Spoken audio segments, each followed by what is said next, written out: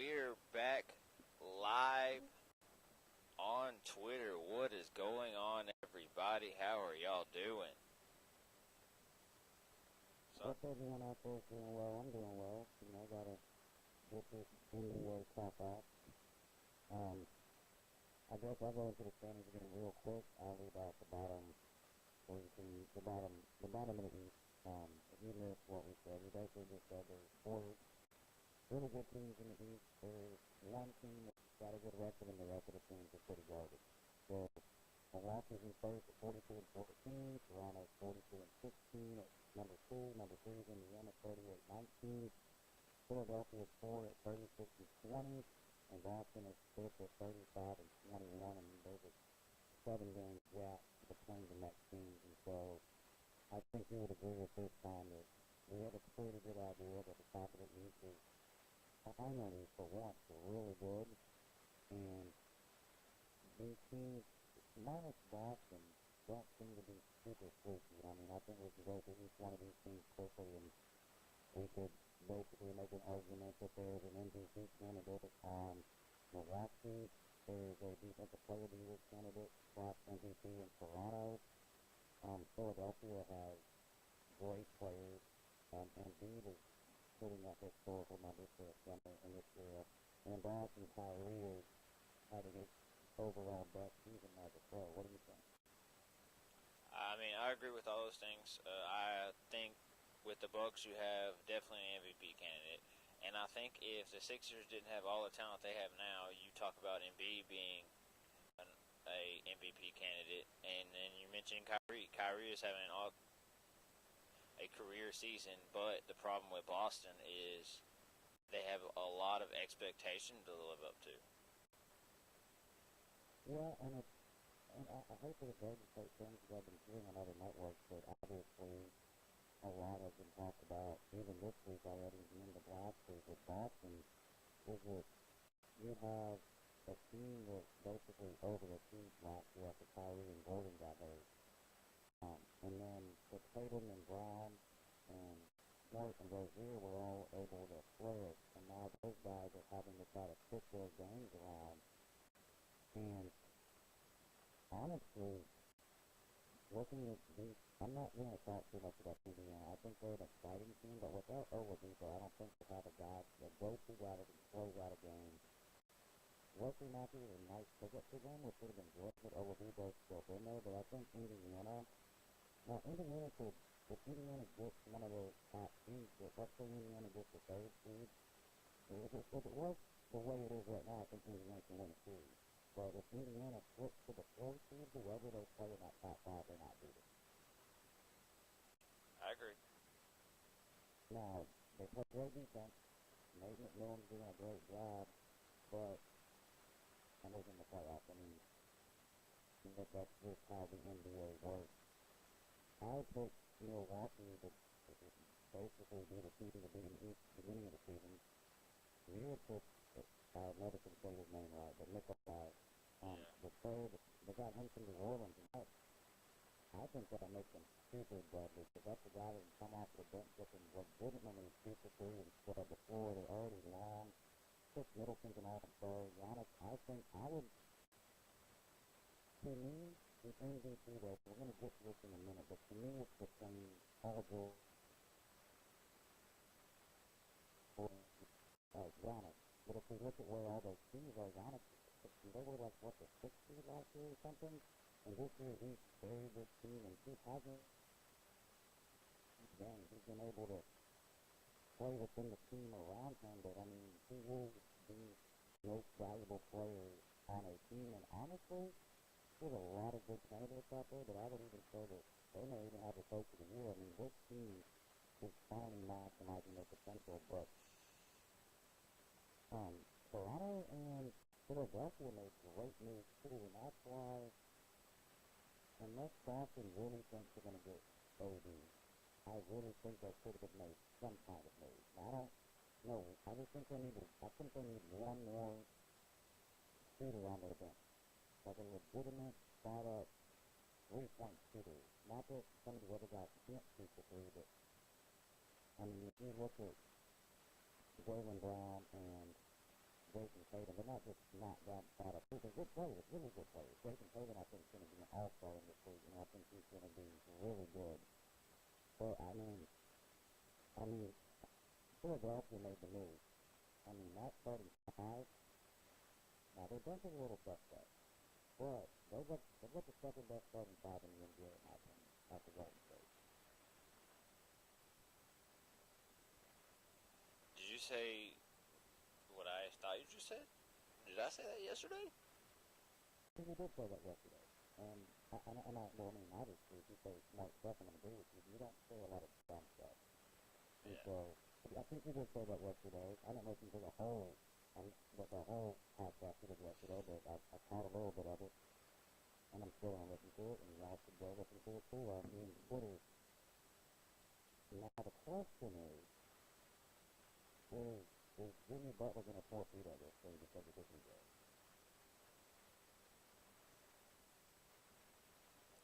That's what I have always thought is the egos of Joel Embiid. He might not sound like he has an ego, but bro has an ego.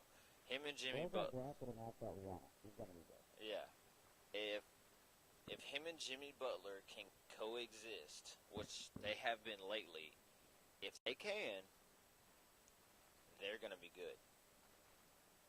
And I think they could make the NBA Finals. But that's still to be seen because you also have a player in Tobias Harris, like I said yesterday, that can give you a solid rebounds and assists to go with Ben Simmons and Joel Embiid.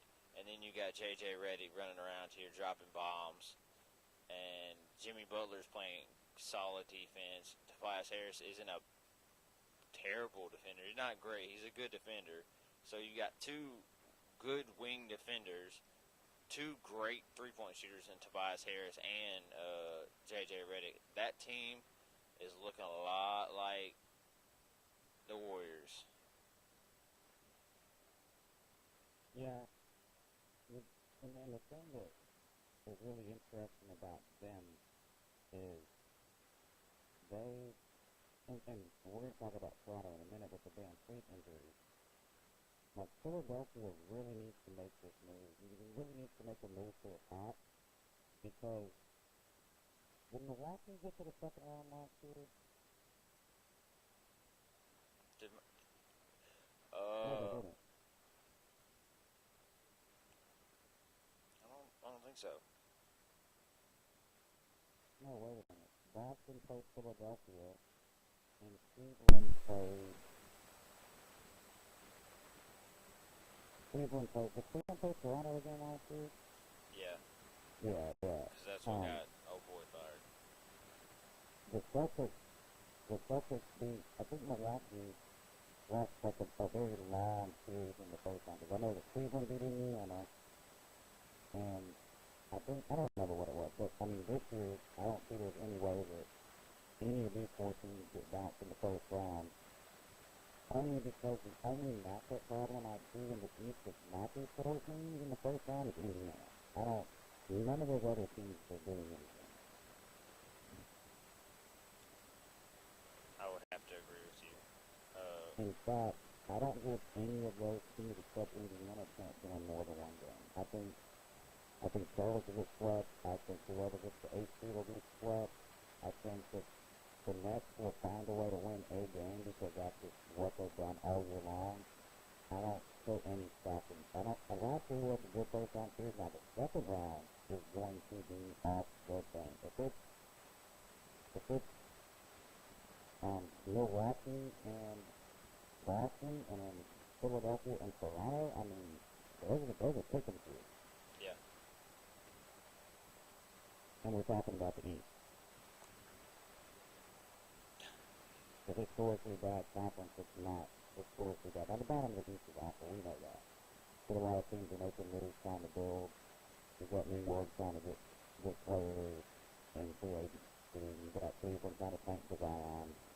And so, and it's a lot of really bad. We're going to fantastic Orlando being one of them. So, I think Boston missed their opportunity last year, and unless they can find a way, like, Brad Stevens has to figure out how to win with those.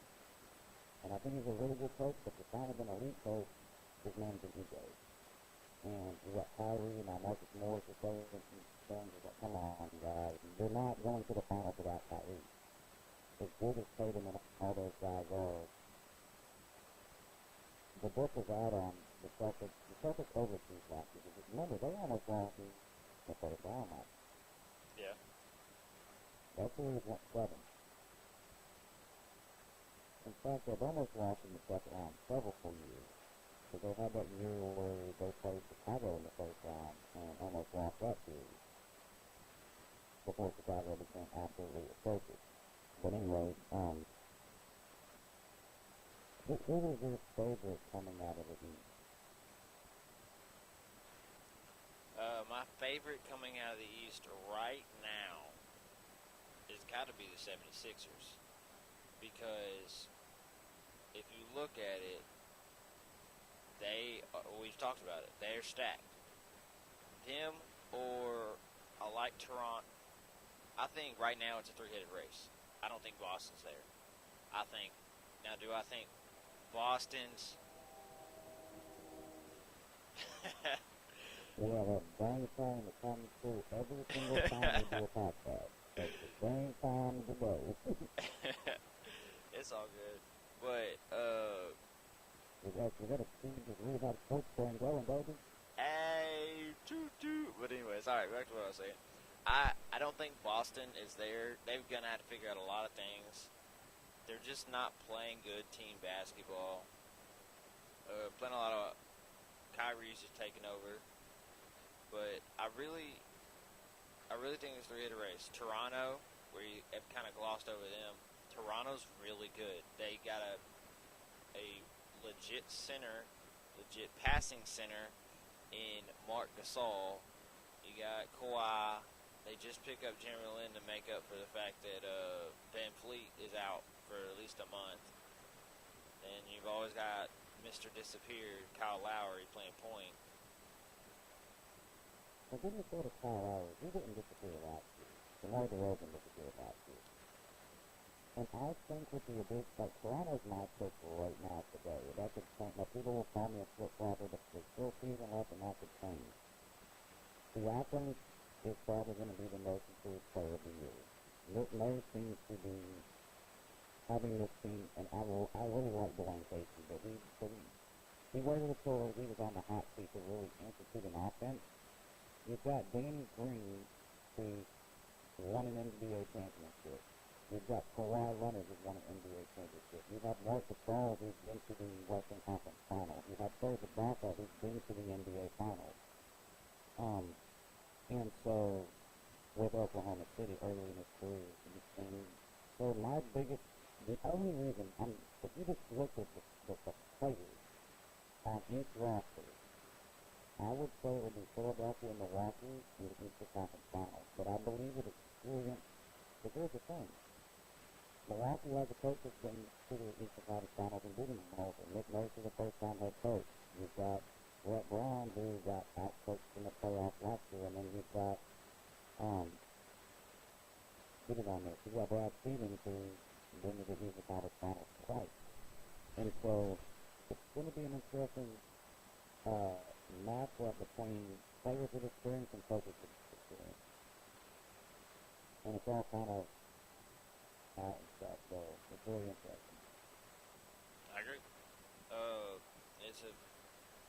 It's definitely gonna be a lot more fun in the East this year. That's for sure. That it's gonna be fun because it's not like, oh, we know LeBron's going to the finals. It's who's going to make the finals. Like, it's starting to be a more balanced NBA where it's kind of like the NFL. You just don't know where any of these teams are going to end up. Yeah, I agree. The Kings just finally excited when, it was last year because we had teams that pushed LeBron in the playoffs last year, but I mean, that was like the worst. People try to say that's the worst team you ever took to the finals, and I was like, well, y'all must have been born after 2007, too. That was the worst team ever went to the NBA finals, maybe in the history of the league. But now there's no LeBron, and And the good thing about these teams is they're all relatively young. Like if they can keep Kawhi and build around him, like Toronto's probably the oldest team. Philly's super young, Boston's young, Milwaukee's young, and I mean it's exciting. And hopefully some of these other teams in the East can make some good draft picks and get back into the running because the West, I mean, the West is kind of, like, I think people are kind of getting moving on, or you want to go ahead and transition into the West since it's been brought up?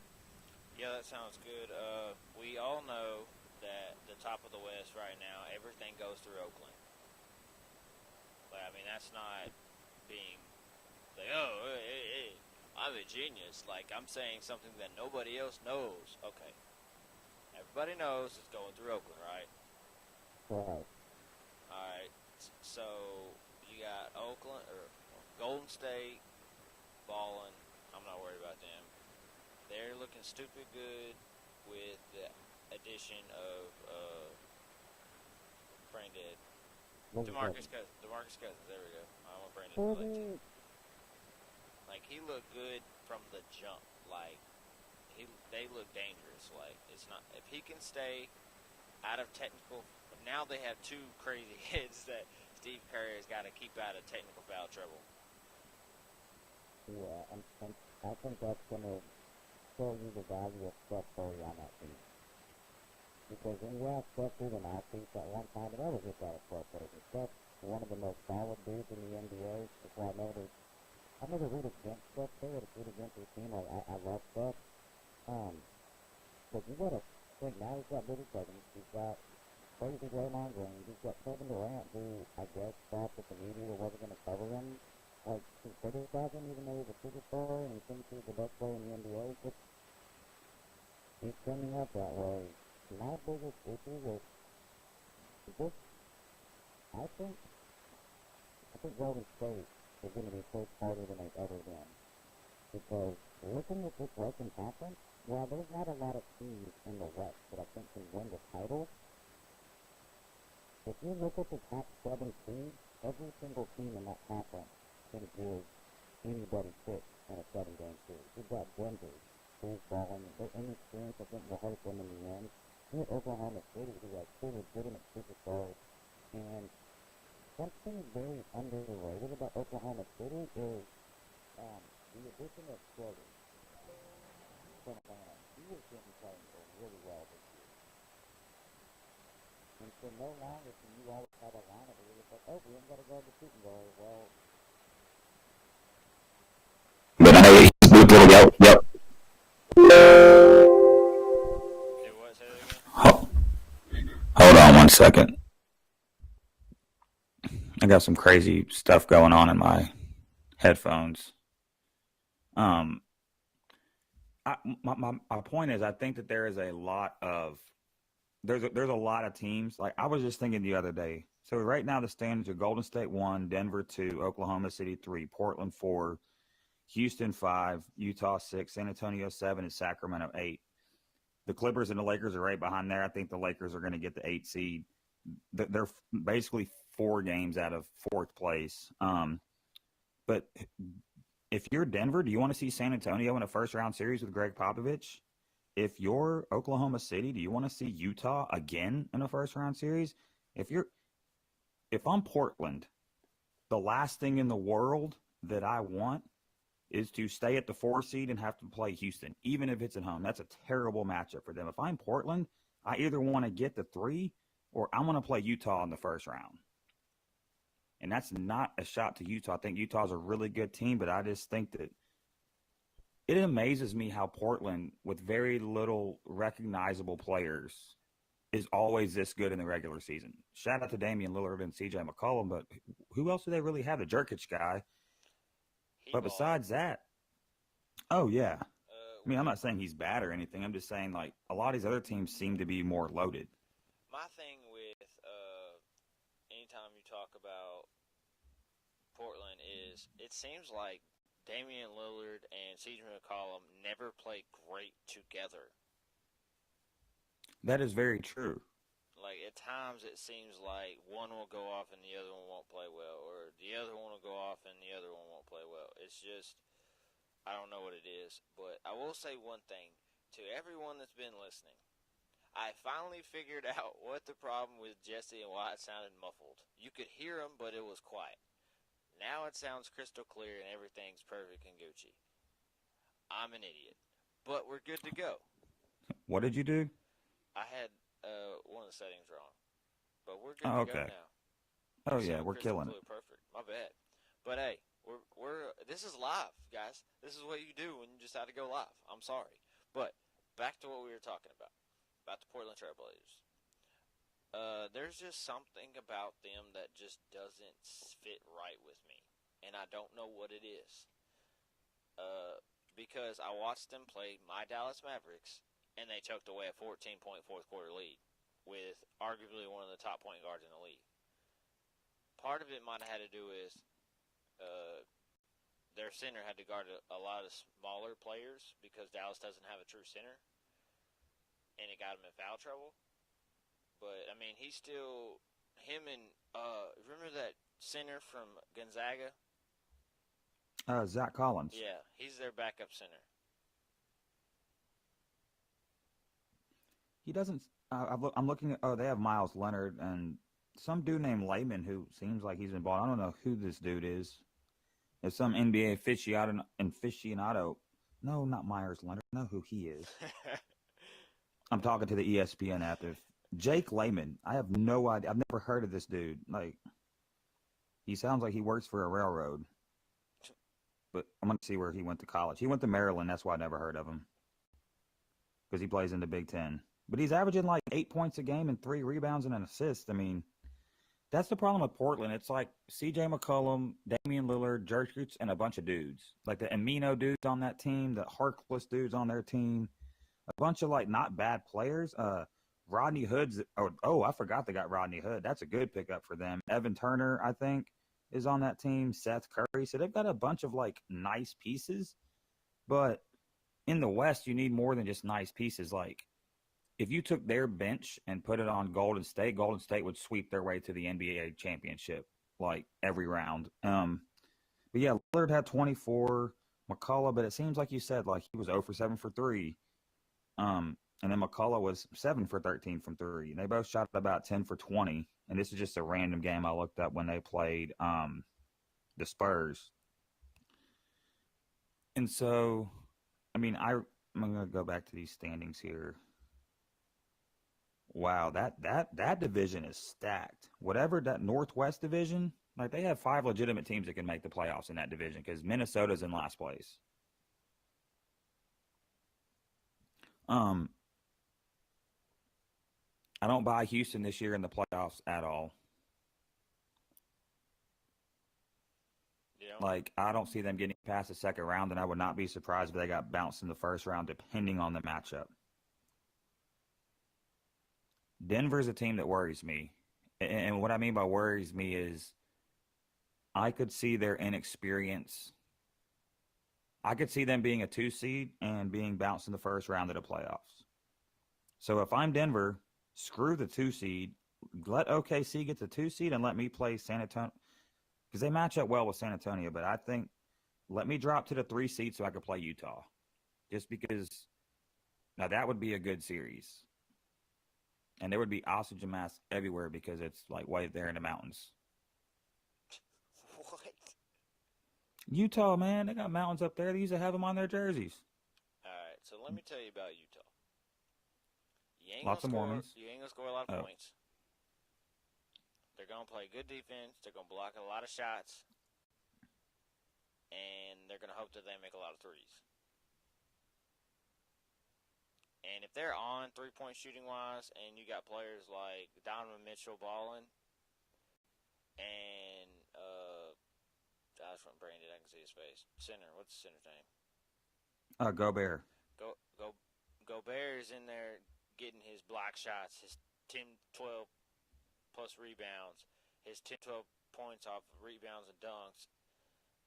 He's a lot like DeAndre Jordan, except not as athletic and a lot taller. But those guys, if they're blocking shots, getting their average of 12 and 12, and you're out there splashing in threes and you're playing great team defense, which they always do out there in Utah. They're only giving up like 103 points a game. In today's NBA, they're giving it 103 points. Hey, did you have any idea that Tabo Cephalosha was still in the NBA? Yes, I did. I had no idea. He plays for Utah. I didn't know that. I knew he was still in Well, the NBA. well, he got shot in the leg or whatever. And dude, like Utah has one of them dudes that's like the most disappointing dude in the NBA in a long time, and that's Derek Favors. Like for some reason, he just never seemed to figure. I don't know if it's the teams he's been on, but I mean, he's not bad, but he's like 11-7, and I thought he was going to be like a 16-9 guy his whole career. I don't know. It's just one of those weird things about Utah. And so, yeah, I mean, I think Oklahoma City is going to be interesting. But here's my fear with them. They really need Paul George and Russell Westbrook to have 4 games where they're both incredible. And you also need a game where it's not close and Russell Westbrook decides he's going to turn into Superman and shoot 13 threes in the fourth quarter. That's the only thing that's scary. Because I love Russell Westbrook. I love the fact of how he plays. And I love the chip on his shoulder. And I love him still being in Oklahoma City. But, dude, like, he will shoot you out of a game in a heartbeat. Yeah. You know he's averaging another triple-double this year, right? Yeah. I mean, Like the third year in a row. Yeah. In the Houston Rockets game, I mean, he had a quadruple-double. Did you know that? Did he? What was the other? How many? Like 10 steals? 10 turnovers. Oh, yeah, that's right. Because I was gonna be like, can't get 10 fouls, can't get 10 technicals, But I 10 was, turnovers. but that's just what comes with the territory of Russell Westbrook. And I'm okay with that if you're still getting 10 dimes and you're dropping 20 points. And you got Paul George over here dropping 45 and 11. So when your top 2 players score over 60 points, they both get 20-something rebounds. Like, take that any day of the week, right? I would. Yeah. They still got Robertson out there playing defense. Do they? Yeah, I'm pretty sure.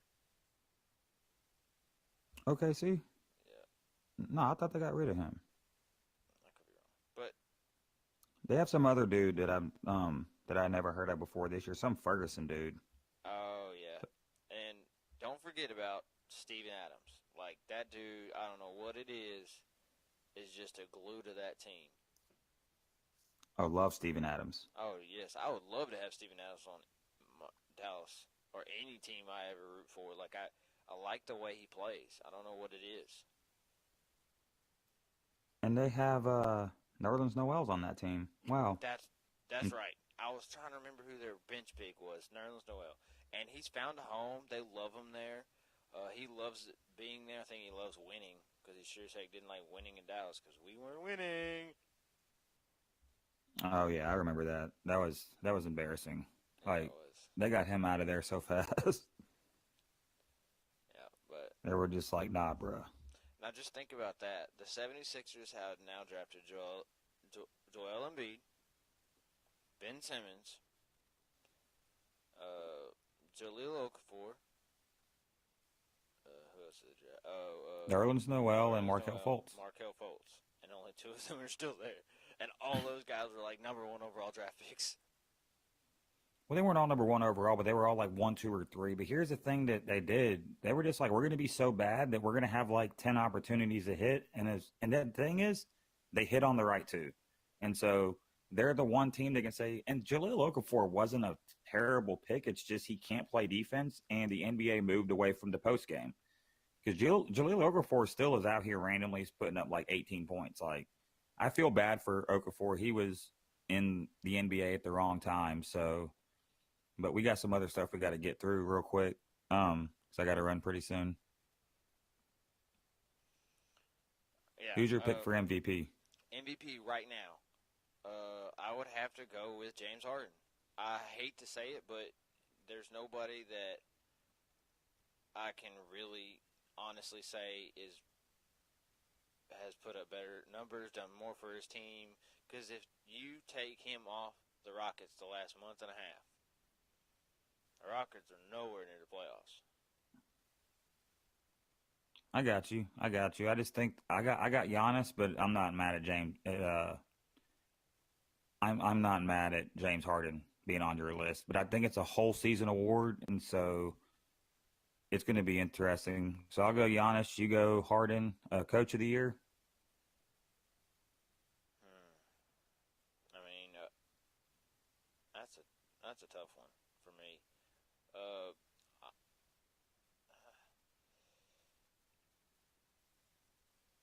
I'll You go got with. Jaeger in Sacramento. Oh yes, I like Jaeger. Give me Jaeger. I'm gonna go Mike Malone in Denver. That's a good one too. Rookie of the year. We're gonna agree on Luca, right? Duh. Yeah, Trey. If Trey Young keeps balling, I think there's a serious conversation, and maybe they give it Trey Young.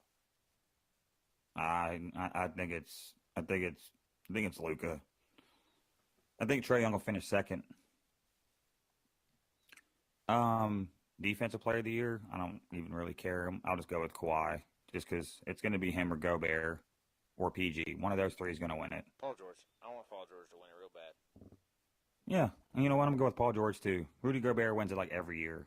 I think because Uh, Oklahoma City's so close to Arkansas that I've kind of always been rooting for Oklahoma City. Especially now that Russell's by himself, and I love Russell Westbrook. It's just like, all right, come on, Russell. You got Paul George, defense player of the year, averaging like 35 a game. Come on now. most improved player. Uh,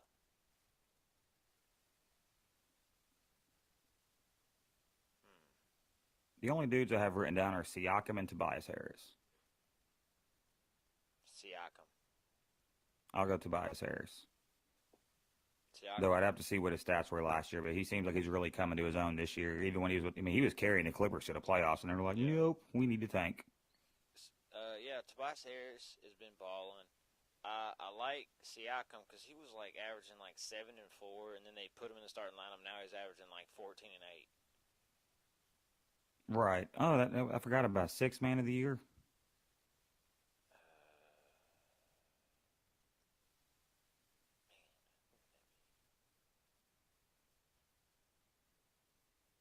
I have no idea who's the sixth man anymore.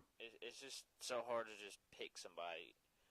Oh, that's a tough one. We can table that for another podcast. Yeah, that's a hard one. I have to actually look that up. Because like Eric Gordon's start, I think Eric Gordon started too many games this year, and That's what I was thinking. so I was like, because if everybody was playing, he would be a six man. So that would be my pick. ooh, I got my pick. Who is I it? talked about him earlier. Schroeder from Oklahoma City.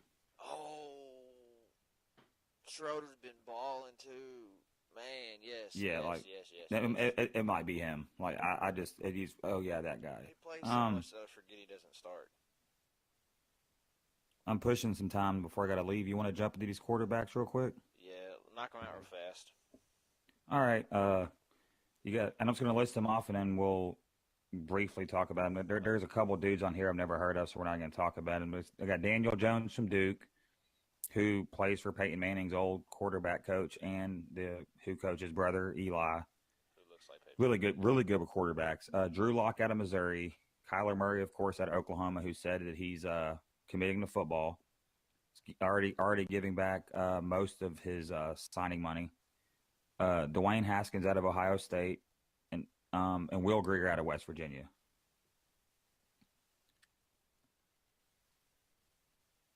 I would not be surprised if all of these guys are backups in 4 years. I think the one that has the legit talent is Dwayne Haskins. He's not a running player. He's not a running quarterback. Actually, my grade on him when I watched him was if you get pressure up the middle, he's very inaccurate when he has to move from his spot. He's going to be like a Tom Brady where if he sits in the pocket, I think he has the arm talent to pick you apart. But if you get pressure at his feet, he's not an Andrew Luck or Aaron Rodgers or a Patrick Mahomes. I won't Brady for a second. Patrick Mahomes, where you get him off his spot, he can still make a dime throw. No, if he's in the pocket, he's gonna rip you apart. But if he's not, there's problems. Kyler Murray. Could he be the next Baker? Well, yeah, but do I think he's the next Baker? No. Stinks too small. But hey, if he balls, I will not be shocked. Yeah, like he's the one that I think it could go either way, and I wouldn't be like, because you're gonna have a bunch of "I told you so's" on both sides, and y'all can all stop with that because you're not a genius just because you get something right every once in a while. Neither am I. Um, Kyler wouldn't surprise me either way, but he's always got baseball in his back pocket, so his size. If he was 2 inches taller, I wouldn't care about his size, but he looks really, really small when I watch him play. Like, not just Baker was kind of stocky, and Baker has those intangibles, and he is like saying the praises of Kyler Murray, but you saw those intangibles with Baker. Like, the stuff that people don't like is why I like Baker because he is true to himself, sticking the flag in the ground. Of course, the middle finger, you don't want that, but I mean, come on. I mean, people have done that before. Get over it. It happens. People get heated in the moment and do things they regret. But Drew Lock is the one that I thought would be better. But I think that I think he could be like a Ryan Tannehill or a Jay Cutler without the super arm. Like he could stick around for a while and just be kind of like, he was pretty good, not great. Like an Alex Smith type with a little bit of a better arm. Like um, Will Greer, I mean, I don't trust Big 12 quarterbacks, and I know Baker came from the Big 12 people. I know Kyler's from the Big 12, and Patrick Mahomes is from the Big 12. But that's like 3 out of the last 15 years. I was waiting for the Patrick Mahomes. I was like, oh, what about Patrick Mahomes? Yeah, but look at all the other quarterbacks that have come out of Oklahoma, Texas Tech, Texas. I know. You're right. Andy Dalton. Andy Dalton, that's who I think Drew Lock's going to be. Andy Dalton, a really good quarterback who just may not be able to put you over the hump. And that's not disrespectful to Andy Dalton. I think Andy Dalton has overachieved in the NFL. I think that he's better than I thought he would ever be. And he's likable, but I mean, he's another smaller guy. And now he played for a really, really, really good all-around coach in Patterson, right? Is his name? No. The Gary Patterson, the coach with TCU. So he had the maturity coming into the league, and I think that helped him. I think this is not a good draft. I think, though, you can find a lot. I think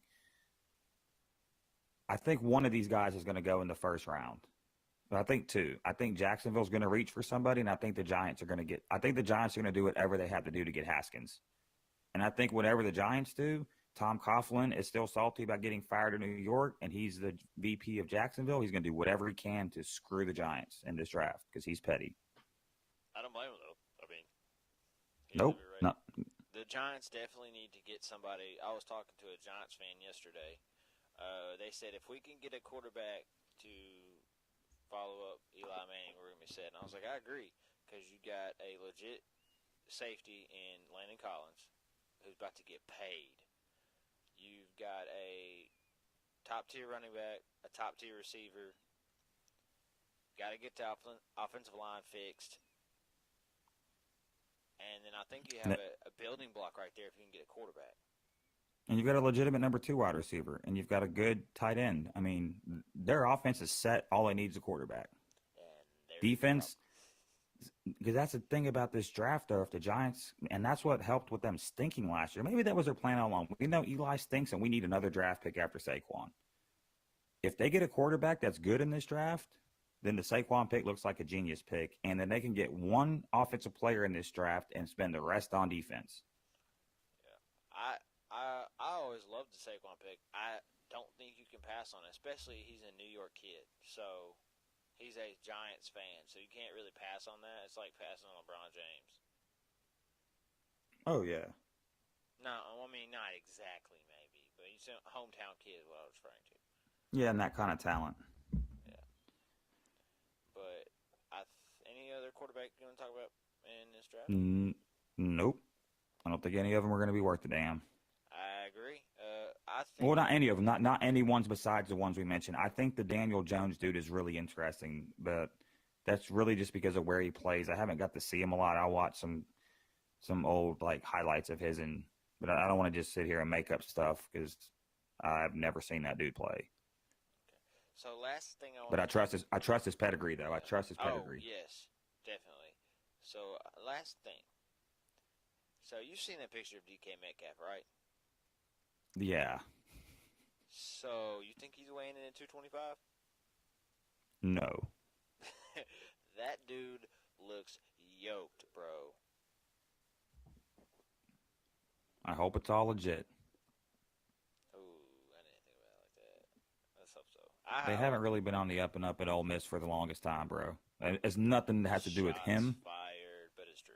Yeah, I'm shooting. I'm not shooting shots at Metcalf. I'm shooting all the shots at Ole Miss. Houston Nut, Hugh, and I liked Hugh Freeze a lot. Like when the Hugh Freeze thing came out, it broke my heart because I really liked him as a coach. I thought that he was really good for that program. But bro, the Larry Tunsil thing, like they just had so many issues. And dude, they just got some super recruit in this class, and I'm like, bro, I hope y'all got like Ole Miss. Come on, bro. Yeah. Um, I have nothing against Ole Miss, by the way. I just call it how I see it. But yeah, I hope everything's on the up and up, and I hope that dude does well in the NFL. And I'm not gonna arm wrestle him. No, that dude's yoked.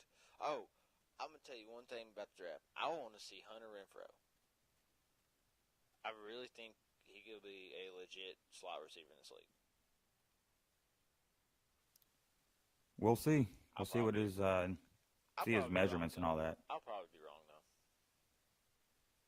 Who knows? I mean, shoot, Hunter Henry's been pretty good, and I didn't think he was like a legit NFL tight end. But I mean, he's played really well. I mean, he's been hurt, but he's played well when he's been able to play. So, Yeah. um, yeah, guy's named Hunter. Yeah. So you've been listening to and watching, if you have, and I'm sorry about some of the audio difficulties earlier, but I'll try and get those edited out and post the podcast later. This has been the kicker. Ooh, I like the hoodie. The kicker in the Yeah, ask outlaw. about my podcast. Uh, the kicker in the outlaw on the Rehab Sports Guys Network. Make sure you follow all of our accounts on Twitter. Keep up with us. We'll post all this stuff. And little did you know, both me and Jesse were wearing Caps hats. Peace. Oh, I can't even see. I didn't even know you were wearing a Caps hat. That's what's up.